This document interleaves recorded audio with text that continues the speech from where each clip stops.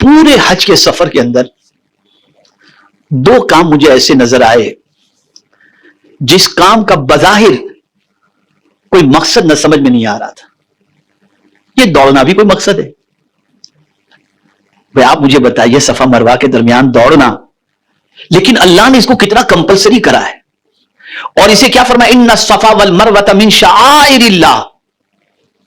شاعر شاعرہ کی جمع ہے. اس کا معنی یہ ہوتا ہے کہ اس کے پیچھے کوئی روحانی یا معنوی کوئی اس کی حقیقت پوشیدہ ہو. جتنی بھی نشانیاں ہوں گی اس کے اندر کوئی نہ کوئی معنی ہوگا. یہاں پر سب سے اہم چیز جو بتائی جا رہی ہے، یہ صفا مروہ نبی، ولی، کتب، ابدال، صحابی، جس کسی کو بھی حج کرنا ہے اور عمرہ کرنا ہے اس کے لیے صفا مروہ کی صحیح ضروری ہے. تو آخر یہ دوڑنے میں کیا ہے؟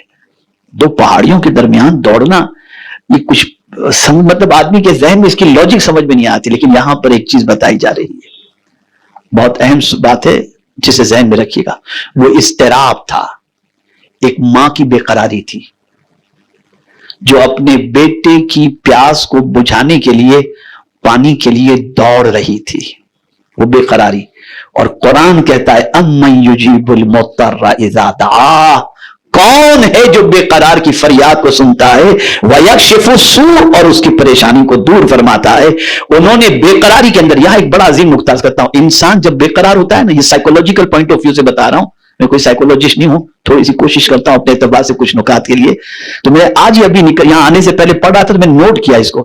آدمی جب بہت ٹینشن میں، تو ٹینشن ہلکا کرنے کا ایک طریقہ وہ یہ بھی اختیار کرتا ہے کہ چلنے لگتا ہے، اور جب وہ چلتا ہے تو تھوڑا سا ٹینشن ہلکا ہوتا ہے. اور اس کو حدیث شریف سے بھی ثابت ہے. جب آسمان پر بجلی کڑکی، حضور صلی اللہ علیہ وسلم ام المؤمنین حضرت عائشہ صدیقہ رضی اللہ تعالی عنہ کے ساتھ بیٹھ کر بات چیت کر رہے تھے. آسمان پر بجلی کڑکی، سرکار نے ام المؤمنین کو چھوڑا اور چلنے لگ گئے. کافی دیر کے بعد جب بجلی کی کڑک جب بند ہوئی تو سرکار صلی اللہ علیہ وسلم نارمل ہوئے. ام المؤمنین حضرت عائشہ صدیقہ رضی اللہ تعالی عنہ نے عرض کیا، سرکار یہ اچانک ہم لوگ بات کر رہے تھے اور آپ اٹھ کر چلنے لگے. سرکار نے فرمایا، جب آسمان پر بجلی کڑکی تو مجھے ڈر لگا کہ کہیں میری امت پر آسمان سے کوئی عذاب تو نازل نہیں ہو رہا ہے، تو میں چلنے لگا.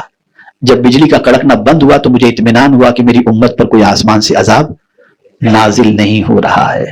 اے رسول اعظم صلی اللہ علیہ وسلم کے دیوانوں، دنیا میں آپ کبھی بھی دیکھیے گا کہ جب انسان بہت ٹینشن میں تو چلنا شروع کرتا ہے.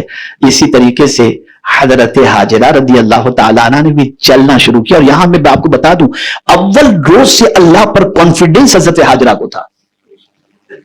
یہ بہت اہم نکتہ ہے. پہلے دن سے حضرت حاجرہ کو اللہ عز و جل پر کانفیڈنس تھا، جب کچھ مکے میں نہیں تھا. اور حضرت ابراہیم علیہ الصلوۃ والسلام دودھ پیتے بچے کو اور بیوی کو بے آبو گیا وادی میں چھوڑ کر جب جانے لگے، جہاں کچھ بھی، کوئی شہر نہیں، کوئی چیز نہیں، کوئی کھانے پینے کا سامان نہیں، کچھ بھی نہیں، کوئی چیز نہیں، ایک درخت کے نیچے چھوڑ دیا اور جانے لگے. تو حضرت حاجرہ کہتی ہیں کہ آپ ایسے ہی ہمیں چھوڑ کر کے جا رہے ہیں؟ تو حضرت ابراہیم علیہ السلام نے کوئی جواب نہیں دیا. وہ پیچھے پیچھے جانے لگی اور پھر پوچھ لیا کہ آپ کو کیا اللہ نے حکم دیا ہے ہمیں یہاں چھوڑ کر جانے کا؟ نبی کی بیوی تھی نا، تو سوال بھی پھر وہ جانتی تھی کہ نبی کوئی اپنے کام اپنی مرضی سے نہیں کرتے. تو پوچھ لیا کیا اللہ نے آپ کو حکم دیا ہمیں یہاں چھوڑ کر جانے کا؟ تو حضرت ابراہیم علیہ السلام نے فرمایا ہاں. کہا بس پھر ٹھیک ہے آپ جائیے، اس لیے کہ مجھے میرے رب سے امید ہے کہ وہ مجھے کبھی ضائع نہیں فرمائے گا. اللہ اکبر. یعنی انہوں نے حالات کو نہیں دیکھا، رب کی قدرت کو دیکھا. یہاں زندگی بھر کے لیے ایک نقطہ آپ کو عرض کر دوں، کبھی بھی کتنی بھی پریشانی آئے اس پریشانی کی سچویشن کو مت دیکھنا، یہ دیکھنا کہ جس رب کا کلمہ پڑھتے ہو وہ بہت طاقت والا ہے، وہ بہت قوت والا ہے. اسی کو قرآن نے بھی منشن کیا ہے کہ حضرت یعقوب علیہ الصلوۃ والسلام حضرت یوسف علیہ السلام کے لیے ڈرتے تھے کہ میرے بیٹے کو کہیں بھیڑیا کھا نہ جائے، فَأَكَلَهُ الذِّئْبُ. ڈر رہے تھے، اس لیے اپنے بیٹے کو بھیجنے کے لیے تھوڑا سا ہچکچا رہے تھے کہ بھیجوں گا تو کہیں بھیڑیے میرے بیٹے کو نہ کھا جائیں. تو رب نے فرمایا اے یعقوب، تجھے معلوم ہے کہ میں نے تیرے بیٹے کو تجھ سے جدا کیوں کیا؟ قاری صاحب بہت پتے کی بات، تمہیں معلوم ہے کہ تمہارے بیٹے کو میں نے کیسے تم سے جدا کیوں کیا؟ حضرت یعقوب علیہ السلام عرض کرتے مولا مجھے نہیں معلوم. کہا اس لیے میں نے جدا کیا کہ تمہاری نظر بھیڑیے پر پڑی، میری قدرت پر نہیں پڑی.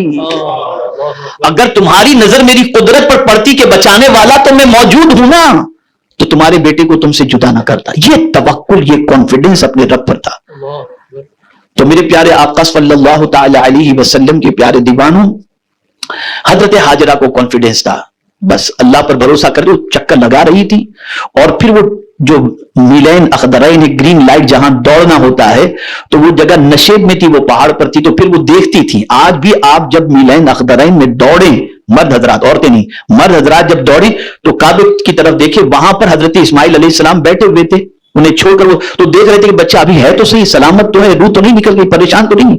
تو وہاں جب پہنچتی تو حضرت اسماعیل نظر آتے تھے، تو ادھر دیکھتی تھی باقاعدہ کہ بیٹا ہے۔ تو میرے پیارے آقا صلی اللہ تعالی علیہ وسلم کے پیارے دیوانوں، پھر جب 7 چکر مکمل ہوئے تو انہوں نے دیکھا کہ جہاں پر حضرت اسماعیل علیہ السلام کو چھوڑی تھی وہاں پر پانی کا چشمہ نکل آیا ہے۔ لیکن جو حضور کی محبت میں ڈوبا ہوا اس کی شان بڑی جدا ہوتی ہے، حضور کی محبت کی بات کر رہا ہوں، اس کی شان بڑی جدا ہوتی ہے۔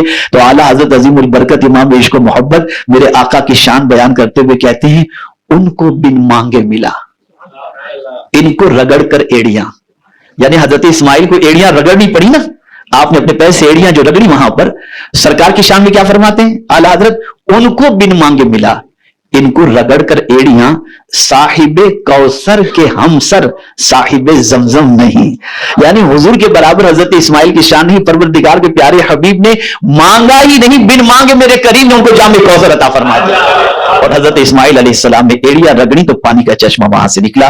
اور زمزم کے معنی ہوتا ہے رک جا، رک جا کے معنی۔ حضرت حاجرہ نے پھر وہاں پر ایک تھوڑا سا دائرہ بنا لیا اور پھر کہا زمزم، تو پانی رک گیا۔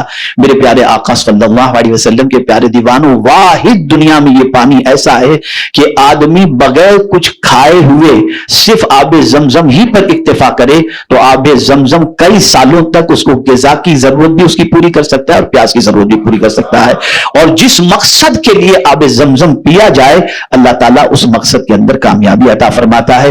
اور یہ بات یاد رکھیں، آب زمزم میں دیکھنا، جیسے اس میں آب زمزم ہے تو ہم جو دیکھیں آب زمزم کو تو فرمایا گیا، حضور صلی اللہ علیہ وسلم فرماتے ہیں آب زمزم میں دیکھنے سے اللہ تعالیٰ دل سے نفاق کو دور فرما دیتا ہے، اور آب زمزم جس مقصد کے تحت پیا جائے اللہ تعالیٰ اس مقصد میں کامیابی عطا فرماتا ہے۔ اور حضور صلی اللہ علیہ وسلم کی دعاؤں سے بڑھ کر کون سی دعا ہوگی، تو سرکار صلی اللہ علیہ وسلم نے آب زمزم پی کر کے جو دعا کی وہ یہی تھی، اللہم انی اسألک علما نافعا ورزقا واسعا وشفاء من کل داء۔